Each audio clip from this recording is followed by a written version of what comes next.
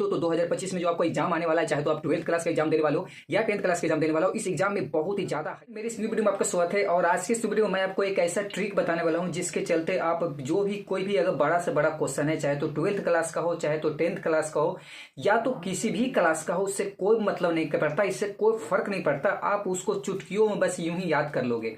उसे याद करने का ट्रिक क्या है, किस तरीके से आपको याद करना है, वो मैं आपको इस तरीके से कॉपी में मैं लिख कर रखे हुआ हूं।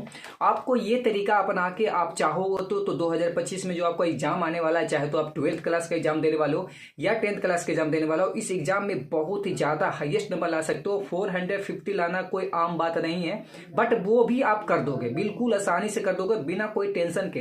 बड़ा से बड़ा जो क्वेश्चन है ना, जो 5 नंबर का क्वेश्चन है या 10 नंबर का क्वेश्चन तो नहीं आता, 5 नंबर का क्वेश्चन आता है या 2 नंबर का क्वेश्चन जो लगातार पूछेगा आपको 30 को, तो आपको 15 को बनाना होगा। तो इस प्रकार कोई भी क्वेश्चन पूछेगा तो आप बहुत भी आसानी से बना लोगे। बस आपको ये वीडियो को फुल टू फुल देखना है कि क्या आपको करना है, क्या आपको नहीं करना है। बस आप ध्यान से हटा लो कि इस तरीके से तरीका अपनाओगे ना तो कोई भी क्वेश्चन आपको छूटने वाला नहीं है।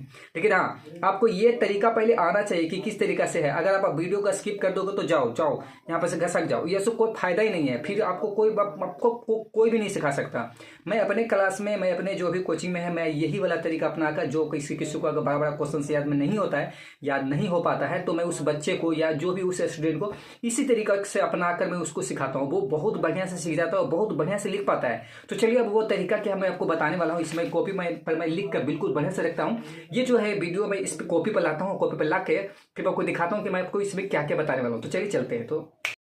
तो जैसे कि आप देख सकते हो, ये एक क्वेश्चन है कि जर्मनी के एकीकरण की बाधाएं क्या थी। तो देखो, अगर आपको कोई भी क्वेश्चन अगर बड़ा है, अगर आपको वो याद नहीं हो रहा है, तो आप इस तरीका से याद कर सकते हो। देखो मैं किस तरीके से इसको मैं पॉइंट बना लिया हूँ। मतलब कि जर्मनी के एकीकरण में बाधाएं क्या थी। तो पहला था कि 300 छोटे छोटे या छोटे बड़े राज्य थे, सामाजिक राजनीतिक विषमताएं थी, राष्ट्रवाद की भावना का अभाव था, ऑस्ट्रिया का हस्तक्षेप था, मेटरनिक की प्रतिक्रियावादी नीति थी। ये सब के चलते में जर्मनी का एकीकरण नहीं हो पा रहा था, तो इसीलिए ये सब बाधाएं थी, ये सब कुछ चीज़ें बाधाएं थी।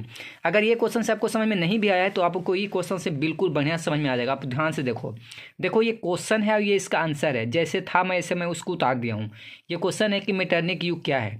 तो ऑस्ट्रिया का चांसलर मेटरनिक के 1815 से 1848 ईस्वी तक के काल को मेटरनिक युग कहते हैं।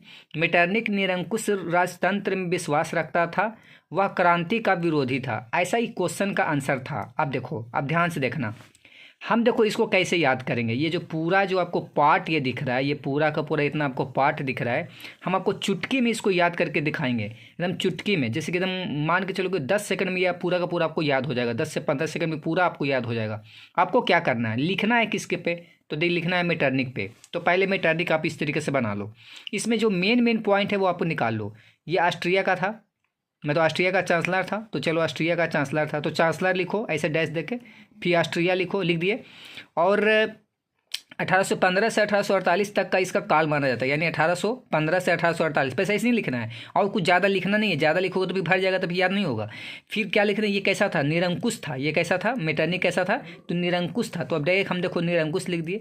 ये राजतंत्र में विश्वास रखता था। कहाँ पर रखता था विश्वास, तो राजतंत्र में विश्वास रखता था, तो बस खाली राजतंत्र में विश्वास लिख दिए। अब आप कोई पूरा इस तरीके से याद नहीं करना है, इसको अब ऐसे याद नहीं करना है, पक्का मान लो, इसको याद ही नहीं करना है। बस आपको क्या याद करना है, तो ई वाला आपको इस तरीके से जो डायग्राम बनाए हो, इस तरीका से जो आप इस तरीका से डायग्राम बनाए, इसी आप डायग्राम को याद करना है। इसी वाला जो डायग्राम जो हम बनाया ना, ये डायग्राम को आपको क्या करना है, याद करना है। तो ये डायग्राम आपको इसमें से आसानी से निकल गया। कैसे निकला, तो चांसलर था, तो चलो चांसलर लिख दिए। ऑस्ट्रिया का चांसलर था ये मेटरनिक, तो ऑस्ट्रिया के भी लिख दिए। 1815 से 1848 के बीच के इसका काल माना जाता है, तो 1815 से 48 लिख दिए। ये निरंकुश भी था, तो निरंकुश निकाल के लिख दिए। राजतंत्र में विश्वास रखता था, ठीक है, क्या में रखता था विश्वास, तो राजतंत्र में, तो राजतंत्र में विश्वास लिख दिए। अब ये वाला जब हमको आपको याद रहेगा, तो अब इसको से देखो कैसे लिखोगे। तो इसको से देखो, मैं यहाँ पे लिख के दिखाया हूँ। देखो ये क्या था, तो अब देखो, अब ध्यान से देखना कि मेटरनिक क्या था, मेटरनिक युग क्या है, क्वेश्चन है इसका, ठीक है। मेटरनिक युग क्या है, तो इसका आंसर दे रहे हैं कि मेटरनिक ऑस्ट्रिया का चांसलर था। तो देखो पहले लिखे ना कि मेटरनिक ऑस्ट्रिया का चांसलर था। और देखो इससे क्या है ना कि 1815 से लेकर 48 तक का इसका काल बोला जा रहा था। तो यहाँ पे लिखे हम ऐसे करके कि सन 1815 से लेकर सन 1648 तक का काल मेटरनिक का काल कहलाता है। मेटरनिक निरंकुशवाद था, ठीक है। मेटरनिक कैसा था तो देखो यहाँ पर है ना, निरंकुशवाद था और राजतंत्र में विश्वास रखता था। तो मेटरनिक किस में विश्वास रखता था और वह राजतंत्र में विश्वास रखता था। तो आप अगर इस तरीके से याद करोगे ना तो देखो ये वाला डायग्राम था, इसी से हम पूरा ये वाला लिख लिए, हल लिख लिए ना, इसी डायग्राम से हम ये वाला पूरा लिख लिए। तो सोच सकते हो कि कितना ईजी हो सकता है, ठीक है। तो वीडियो लाइक करना, चैनल को जो सब्सक्राइब करना और ये वाला तरीका अपनाकर आप बिल्कुल ही बेहतर से बेहतर नंबर ला सकते हो। Thank you.